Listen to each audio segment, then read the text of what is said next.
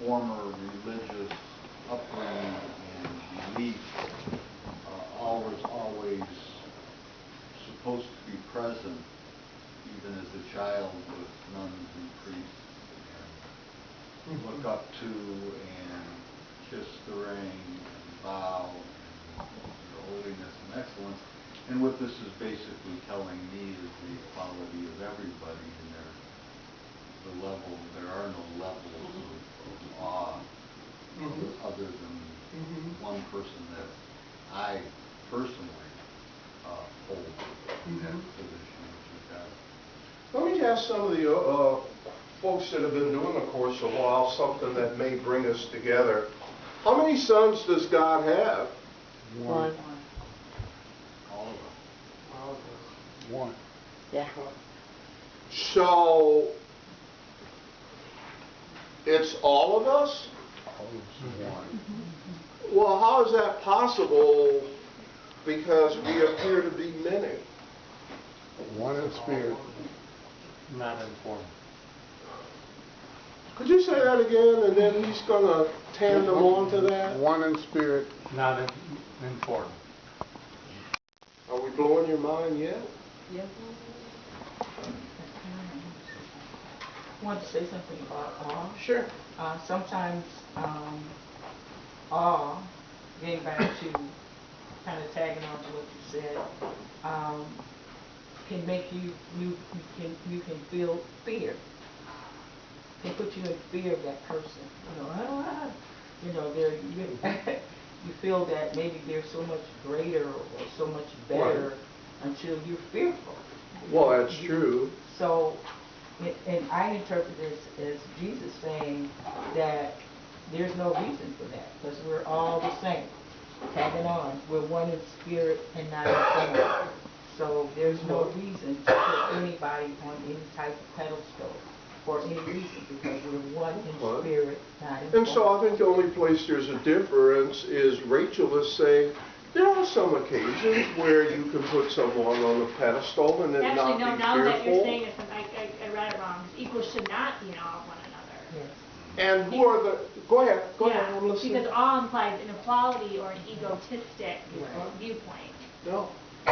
See, my old church taught me that Jesus was the Savior of the world and that my goal and aspiration was to follow Jesus. And in the Course in Miracles by Jesus, Jesus says in lesson 61, he says, Jim, you are the light of the world. I remember the first time I read that. Right? I am the light of the world. I didn't know you're not talking about me. I know you. Yeah, Jim, you.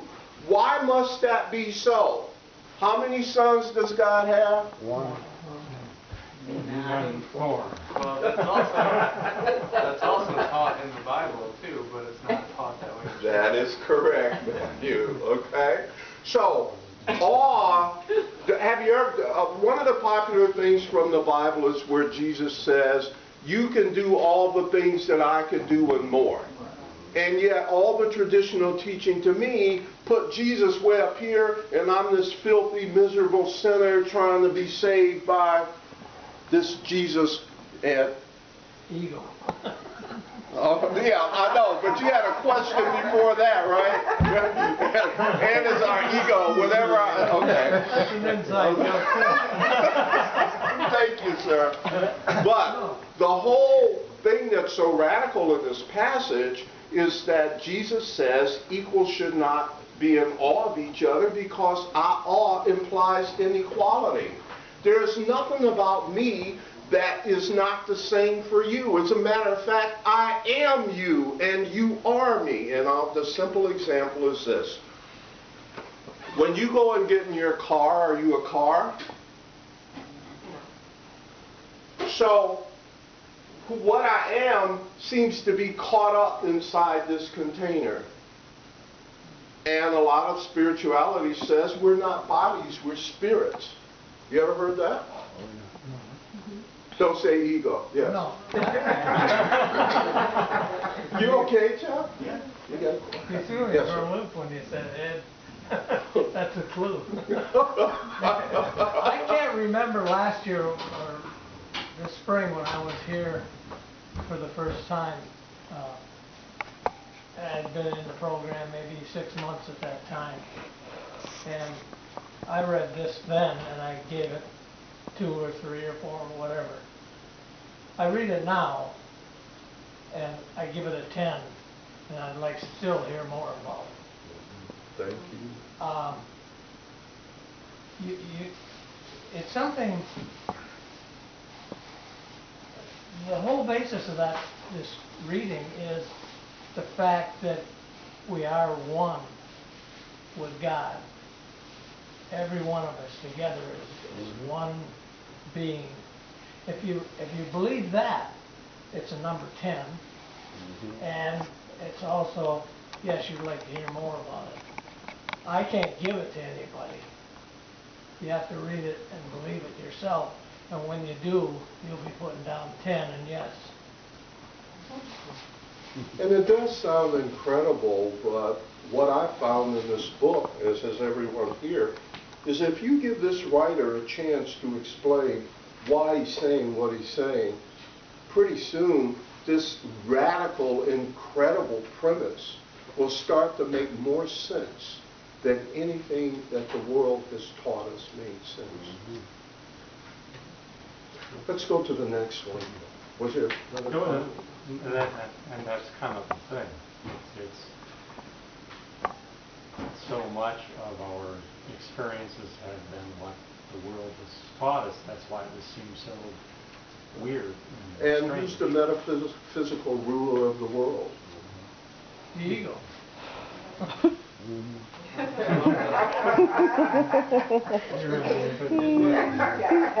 Yes, sir. Yeah, about 40 years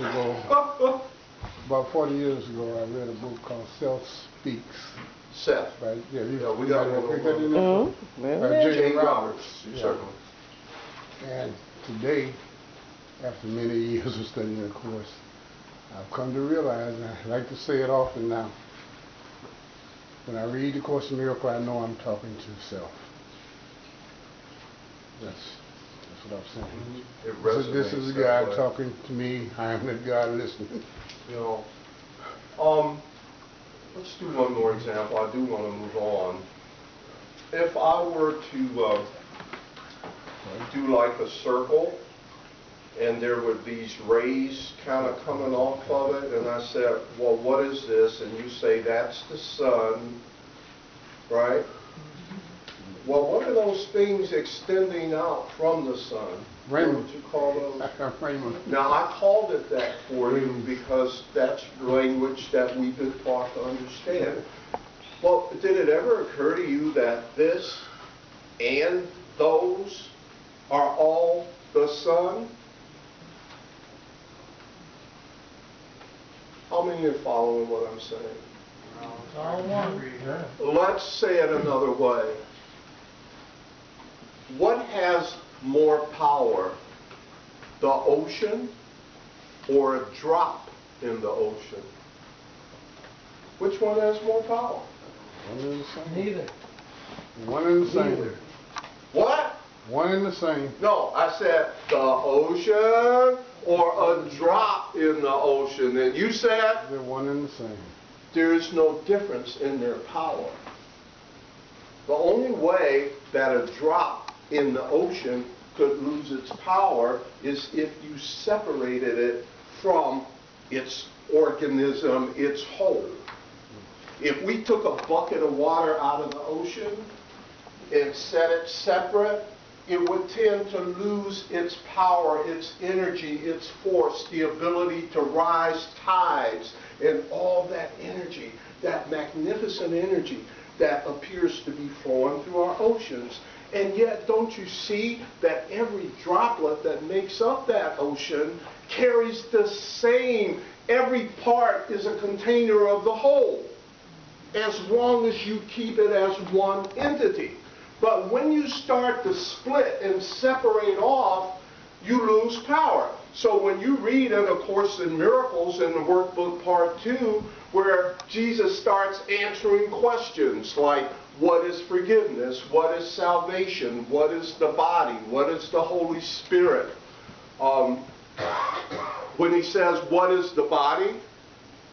You act like you know what that is, like you've been studying. Spirit just said you know that one. What is the body? Am I putting you on the spot? Not necessarily. It's just this fence, this can. Excellent. Yeah. Jesus says the body is a fence that the Son of God has placed. The body is a fence that the Son of God imagines that he has placed around himself to separate himself from himself. The first self is spelled with a small s, and then the second self is spelled with a capital S. So the body is a fence that the Son of God imagines that he has placed around himself to make him think he's an individual. We were never created to be individuals, and no amount of rebellious wishing will make that so. Now, what rebellious wishing does, given our power as creators, is it will make things that look like what we wish for. But they will be caricatures and superficial.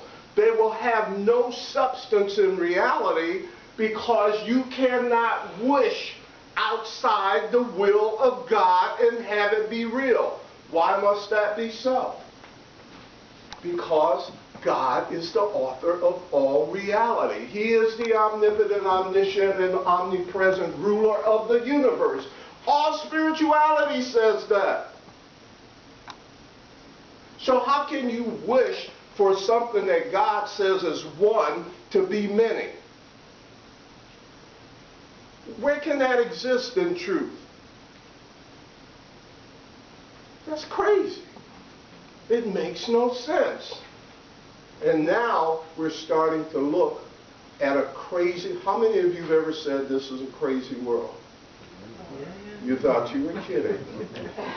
The reason it makes no sense is that it's split. It's trying to do things that can't be real.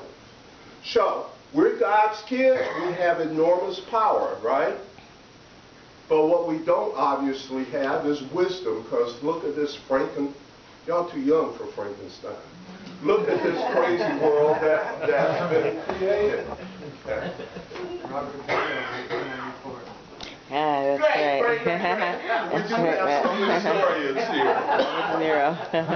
Now, is it Pavlov? Yeah. Did you do that? And we're looking at excerpt 2. If you could just read that and give us a kind of your assessment, your evaluation, please. Starting on the next one, I hope you can understand what I'm saying. We'll give it a try. Plus, we got it here right in front of us. You who believe that God's last judgment would condemn the world to hell along with you, accept this holy truth. God's judgment is the gift of the correction he bestowed on all your errors, freeing you from them and all effects they have ever seen. To fear God's saving grace is but to fear complete release from suffering. Return to peace, security, and happiness and union with your own identity. You going to read more? This is God's final judgment. You are still my holy son, forever innocent, forever loving, and forever loved. As limitless as your Creator, and completely changeless, and forever pure. Therefore awaken and return to me. I am your Father, and you are my son. And your evaluation of that in terms of how much you agree with the message presented? Well, I give it 10 because I believe that it's this connection. But it's really hard for me to like translate it as Rachel was translating it and explain, because for some words I don't understand quite. Okay. You know, so I Fair have to, I enough. realize Fair that enough. really gonna translate like every single word what I don't get, because sometimes I think I'm gonna get it, but this is really important, like some of the, you know, I have But to. you So, gave it a 10 based on your understanding. Yeah, because I, you know, it's about connection, and really is like we are God. What? We are God, and God is us.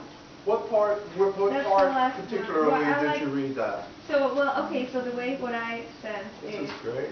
therefore awaken, return to me, I am your father and you are my son. To me that's unity. Okay, so there is no separation. That's What about hell? My church said the good people will go to heaven and the bad people go to hell. Anybody go to any church where they seem to say that? I was like, oh, okay. All the Catholics raise your hand. Well, let me ask you this. We're going to relate everything back to maybe some of the simple premises. You're going to get tired of me saying this, but it's going to help me to link to something, to anchor to something that we all say we believe in. My old church used to teach me there's heaven and there's hell. My old church used to also teach me that God is omnipotent, omniscient, and omnipresent.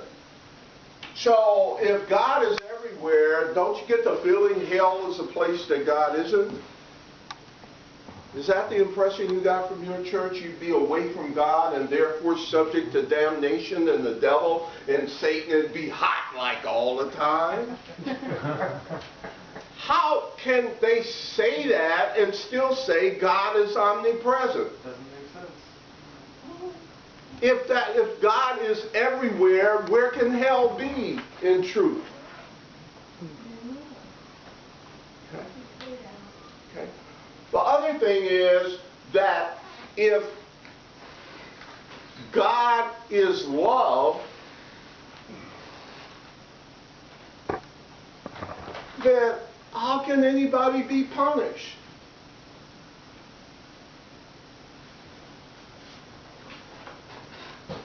If God is omnipotent, how can anybody be lost from the will of God? How can, it's a poor God that wouldn't control everyone and everything, so how can some people actually make up their minds and go and do outside the will of God and be real? I'm sorry, maybe I'm not getting it. Somebody help me understand how that's possible. It isn't. And if God is love, you never heard anybody say, spiritual writings don't say God is love and hate. They only say God is love. Therefore, if you're seeing something that's not love, how is that possible? You're seeing wrong. Unless you're making that stuff up. Amy says you're seeing wrong. You want to offer any background to that as well? You don't have to, I'm just... What kind of background is there? There's love and there's love, and everything else is wrong. And who is it that would have you to analyze that further? There you go.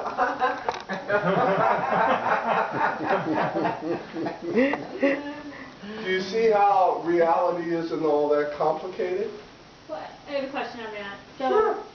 you know, let's say you watch the news, right? Let's say, yes, ma'am. Okay, in Detroit, you know, you have shootings daily or whatever. So Yes, we do. I'm witnessing. I mean, I'm hearing this. I'm witnessing whatever news I watch it. So am I wrong, or is what you're saying is I'm wrong for witnessing that? I don't know. No, you're saying your In a ego sense, sees that. you're tuning it in instead of tuning it out. The shootings themselves are wrong, and they don't exist in reality. I get that, but I mean, I'm still, you know, like I try not to ever watch the news. because Well, I it's so understand bad. there are a lot of us that are going through that. But if you're witnessing something like that, or you're witnessing, I mean, I'm personally witnessing it, is that my ego? Well, And I let's know give you that some it's bad. examples, okay? Help me. Neo and Matrix. The Matrix. Did you see that movie? Do you know the premise that what he thought was reality was just a computer manipulation? Let's take that one and maybe we'll add to that, how about The Wizard of Oz? Dorothy thought sure she was in a world of tin men and lions and scarecrows that had all of these properties, and there were wizards and there were munchkins and all of that, right?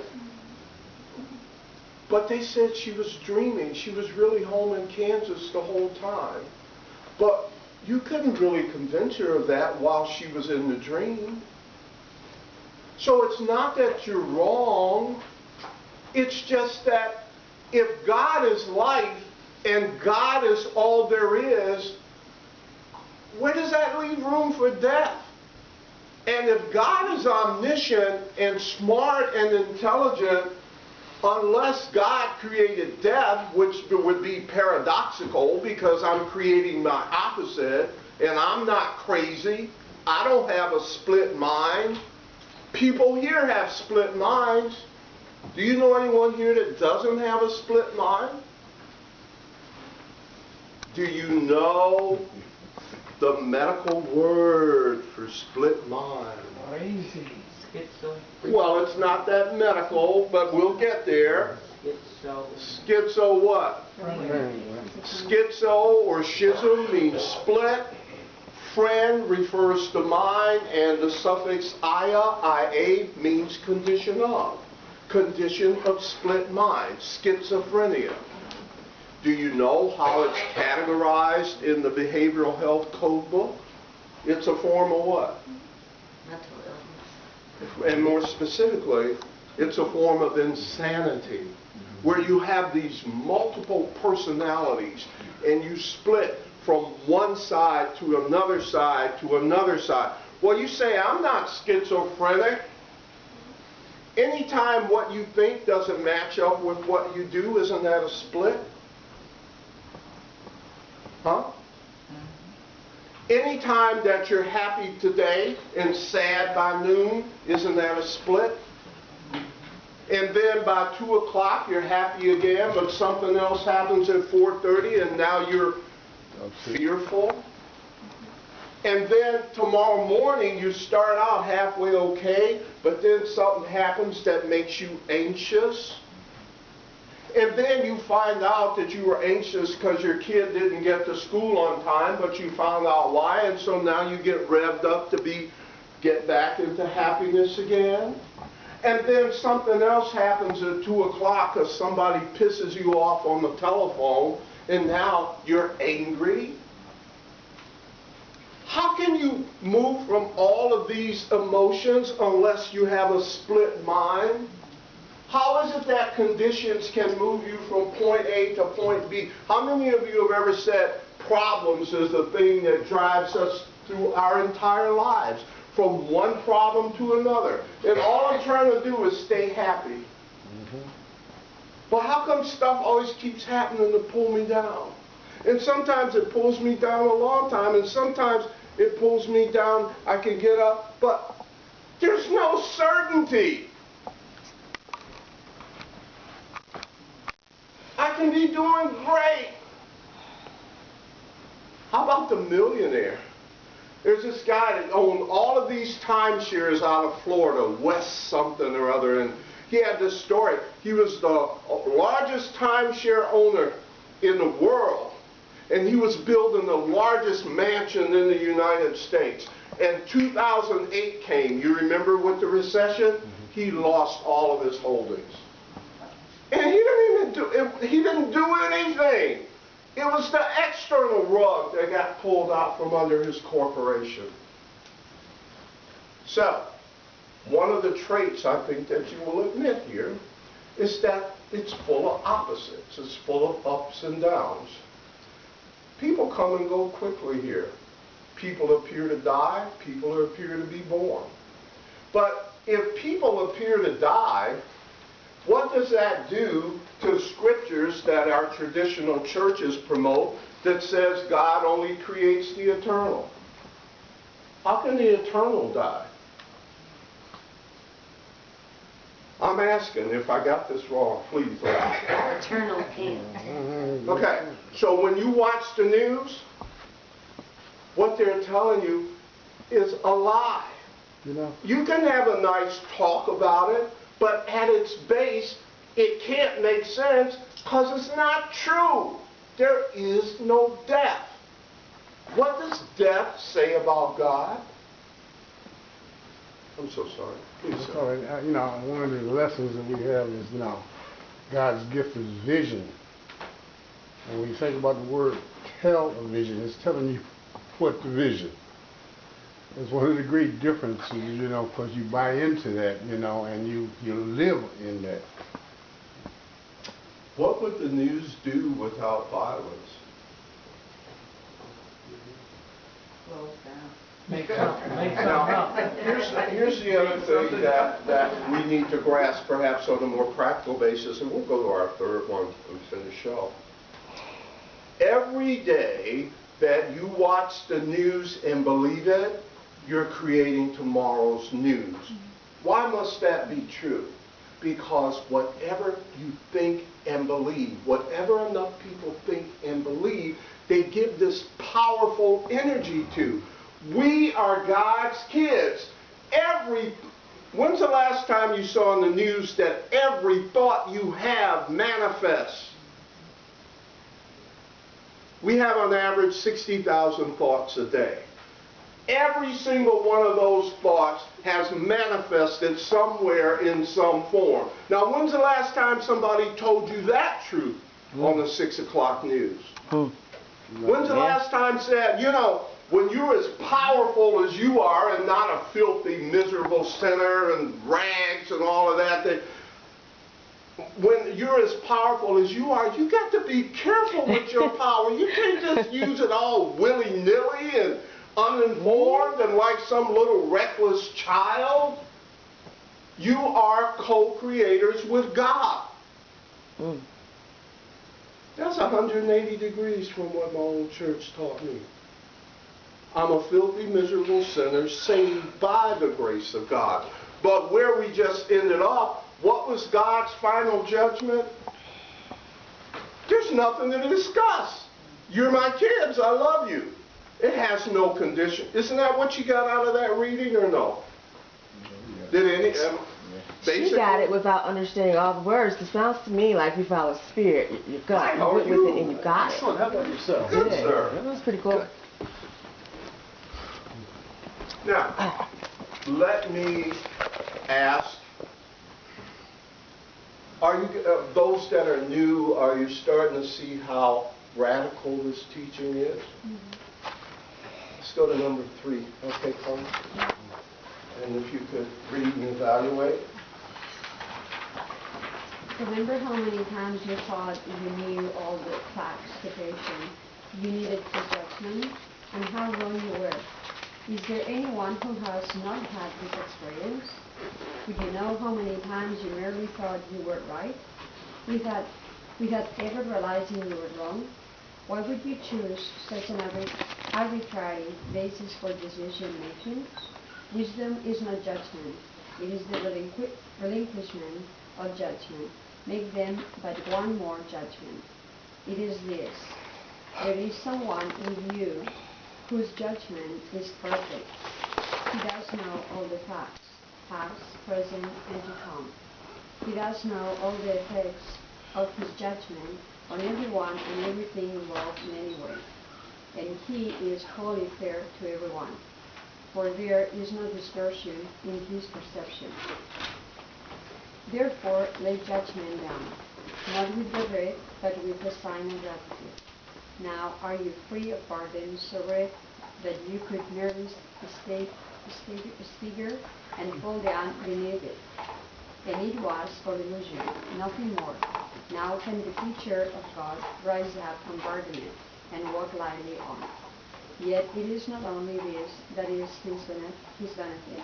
His sense of care is gone, for he has known, he has given it away, along with judgment. Thank you, Carl. You're welcome. What was your evaluation? I give it like I put 7, but now read it again, I would say 10.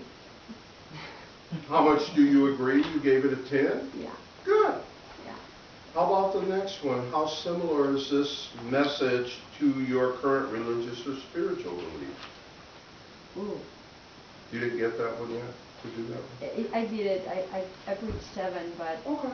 for my experience as a Catholic, I would say 5. Well, okay, so that's kind of midway. And are you amenable to reading more information of this sort? Yes, you did. So, let me ask you a question. Didn't he say wisdom is the laying down of judgment? How come he didn't say wisdom is getting better judgment?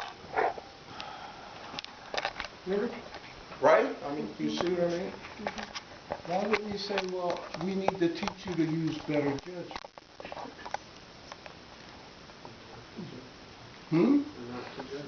Why? Because we don't know shit. Okay, because we don't know shit. Now, let's expand on that. Why don't we know shit? Because our vision is very narrow. Why would the vision be very narrow? Because we've got this ego thing going. And what does this ego thing do? What is it that the ego has done? Here, let me tell you so we can kind of move. Stay with the shit. Let me show you how powerful you are. How powerful we are. We made our ego out of a rebellious thought of individualism. Think about the nature of your ego. It's all for itself. It wants to preserve itself. It kind of likes other people, but mainly I got to survive myself. And in order, it's my survival, my family's survival, my distant relatives' survival, my block's survival, my community's survival. My basketball team's a winner. My football team always wins. My state, as long as my state survives. What about the Soviet states? I mean, you know, in the old Soviet Union. And are you concerned about people in the Czech Republic? Okay, that's interesting. Are you concerned about people in the Aborigine colonies in Australia? Yes. Are you, to what extent? They're saying that they cannot be extinguished.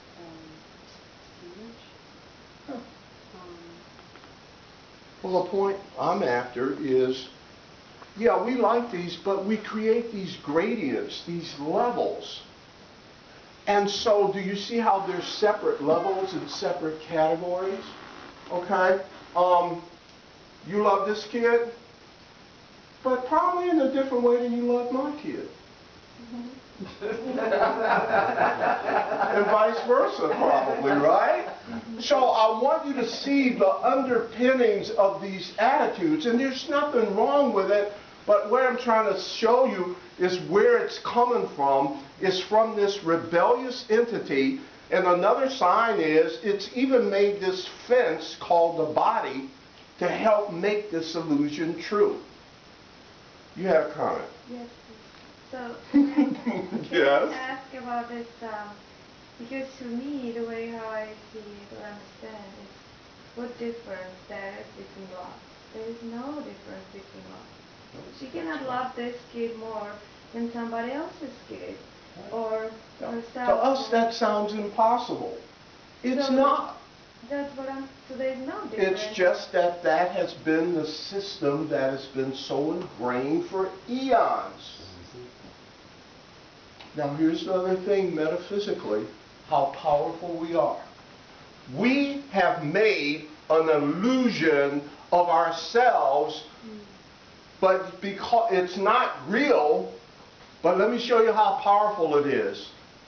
The ego that I made is so powerful that my ego has made me think that it made me. You can go another step with that. Please. The other step is different nationalities, the separation that we bought into when we're all one. Just because Chinese, Japanese, black and white, we're still all one, but that's the part of separation. That's what we believe. We're different. And we're not. Didn't forget this, coming back to that. Hold that thought. Thank you so much. Okay, so we're going to take Rachel. Okay, I want to put, are you male or female? Female. My twin brother's male. Wait a minute. Let me ask you something. If everything is one, how can there be genders called male and female? Isn't that separation? Who is it that told you that separation was true? The ego. Because if you're not a body, but a spirit that the ego has made a container around, by the way, what do containers do again? Contain. So, what I'm going to do is I'm going to take this pail, and I'm going to take all of these powerful drops of ocean, and I'm going to say, this pail of ocean drop is now my own little ocean kingdom. This is my world. What happens to the ocean drops when you separate them from source? They lose their time. They evaporate. They lose their power. Isn't that the arrogance of the ego? Of course. Now, why would the ego be so arrogant as to say, no, Jim, that's not true, even though everybody here can calmly say that if you remove the droplets from the source, they're going to lose power. But your ego will say, hell no, I don't care what you say, forget you, man. Why would your ego say that? Because it's insane. It's crazy. What's the first thing that told you it was crazy? Because it thought that it could have a will different than the will of God.